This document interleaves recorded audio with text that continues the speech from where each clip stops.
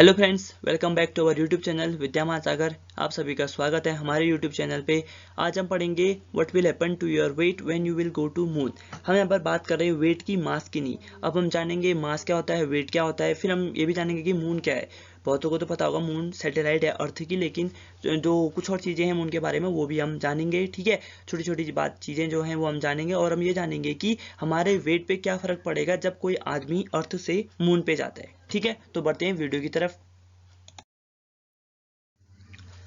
अब सबसे पहले हम जानते हैं कि मून क्या है। मून एक अर्थ की नेचुरल सैटेलाइट है। नेचुरल सैटेलाइट भी दो प्रकार की होती है, एक नेचुरल, एक मैनमेड। मैनमेड भी होती हैं जो लोग बनाते हैं और उसको अंतरिक्ष में भेजते हैं अपने अर्थ पे ऑब्जर्व करने के लिए। ठीक है, और नेचुरल सैटेलाइट वो होती हैं जो पहले से ही मौजूद होती हैं स्पेस में। तो जो मून है वो नेचुरल सैटेलाइट है, वो पहले से ही मौजूद है अर्थ के बाहर, और वो अर्थ के ऑर्बिट में घूमती है, मतलब अर्थ को ऑर्बिट करती है, अर्थ के चारों ओर घूमता है मून। तो जो मून है वो अर्थ की नेचुरल सैटेलाइट हो गई। और जो मून का जो डायमीटर है ना, जो मून का डायमीटर है वो 1/4 of the diameter of earth है। यानी कि मान लो किसी भी एक चीज के 4 हिस्से जब करोगे तो उसका एक एक हिस्सा एक क्वार्टर कहलाता है। यानी कि अर्थ के जो डायमीटर है उसके 1/4 डायमीटर है मून का। ठीक है, यानी और जो सैटेलाइट है हमारी मून, वो 5th लार्जेस्ट है पूरे सोलर सिस्टम में। ठीक है, हमारे पूरे सोलर सिस्टम में 5th लार्जेस्ट है। और जो यहाँ की रेडियस है वो है 1737.4 किलोमीटर, और इसका जो ऑर्बिटल पीरियड है वो 27 डेज, यानी कि अर्थ के चारों ओर ये 27 डेज में घूमता है। ठीक है, और इसके जो अल्टरनेट नेम्स हैं लूना, सीन और सिंथिया, ये अलग नाम से जानते हैं। ठीक है, और ये अर्थ को ऑर्बिट करती है। अब आए हम अपने मेन टॉपिक पे कि मास क्या होता है और वेट क्या होता है। ठीक है, सबसे पहले मास के बारे में जान लेते हैं। मैं आपको थोड़ा हल्के से बताता हूँ। जैसे यहाँ पर देखो, ये है मास और ये है वेट। ठीक है, अब मास एक ऐसी चीज है कि वो उसने कितनी जगह घेरी है उसे कहते हैं मास। ठीक है, और वेट होता है कि उस पर कितनी ग्रेविटी लग रही है उसे हम कहते हैं वेट।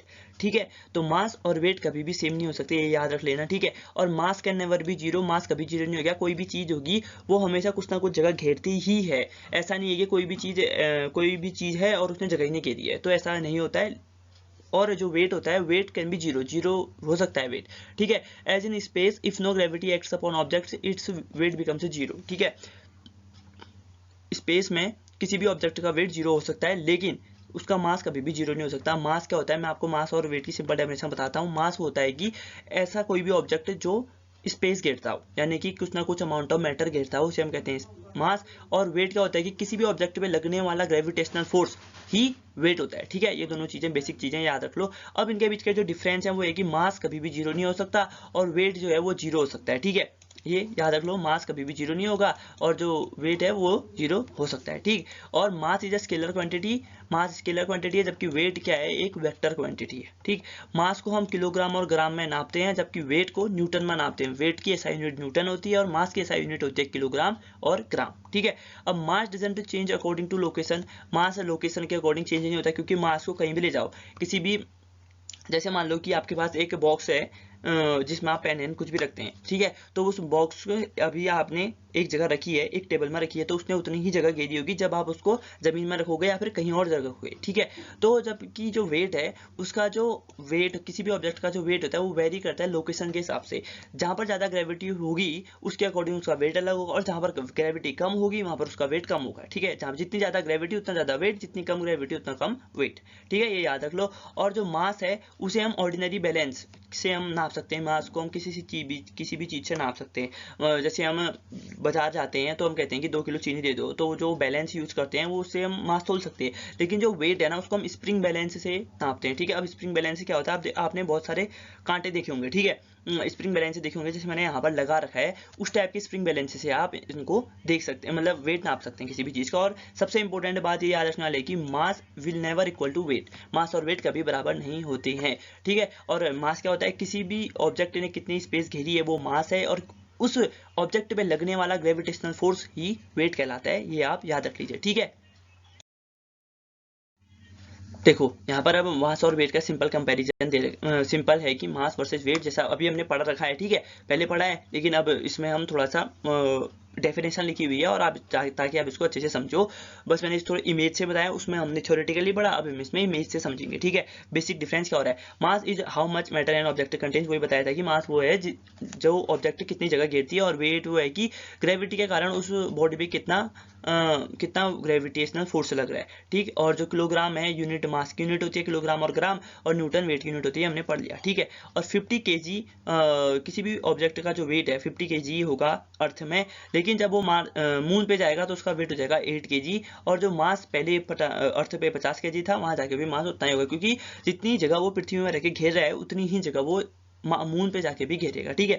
और यहीं पर ये जो वेट है वो बदल जाएगा, अगर वेट स्पेस में जाएगा सिर्फ स्पेस में तो वेट 0 हो जाता है, ठीक। अब यहाँ पर एक सिंपल सा क्वेश्चन है कि अब हमने सब चीज़ें तो पढ़ ली कि हम जब वेट जाते हैं मून पे जाते हैं तो हमारे वेट पे क्या फर्क पड़ता है और मास पे क्या फर्क पड़ता है। मास पे कोई फर्क नहीं पड़ता, मास जितना हमारा अर्थ में है उतना ही वहाँ भी होता है, जबकि जो वेट है वो हमारा 1/6 हो जाता है, ठीक है। 1/6 of the gravity that earth does, यानी कि जो मून है उस वो सबसे जो बेसिक लॉजिक है वो है कि जो मून है वो अर्थ से छोटा है, आप सभी जानते हैं। और अगर अर्थ से छोटा है तो वहाँ जो ग्रेविटेशनल पुल है वो भी कम है एज कम्पेयर टू अर्थ, ठीक। In fact the moon only has 1/6 the gravity that earth does, यानी कि अर्थ के पास जितनी ग्रेविटी है उसकी 1/6 भाग सिर्फ ग्रेविटी है मून पे। इसका मतलब जो वेट होगा किसी भी ऑब्जेक्ट का, वेट का मतलब क्या होता है कि उस ऑब्जेक्ट पे कितनी ग्रेविटी लग रही है, ठीक है। अगर मून पे 1/6 कम ग्रेविटी है, यानी कि जो आदमी का वेट होगा वो मून पे जाके 1/6 कम हो जाएगा, ठीक है। तो सीधे सीधे मान लो अगर आपका जो वेट है किसी भी चीज का 8 kg है अर्थ में, 6 kg है अर्थ में, अगर मून पे जाओगे तो 6 का 1 हो जाएगा, क्योंकि 6 × 1/6 करोगे तो 1 kg आपका वेट होगा मून पे, ठीक है। तो इसी कारण हम लेस वे करते हैं मून पे, ठीक। समझ गए आप ये बात। तो बेसिक सी चीज है, अर्थ मून पे ग्रेविटी कम होती है जिसके कारण जो आदमी का वेट है वो कम होता है, लेकिन मास नहीं होता है कम, क्योंकि मास को हम इसलिए ऐसे तोलते हैं कि उसने कितनी जगह घेरी है, और वेट वो होता है उसमें कितना ग्रेविटेशनल फोर्स लग रहा है।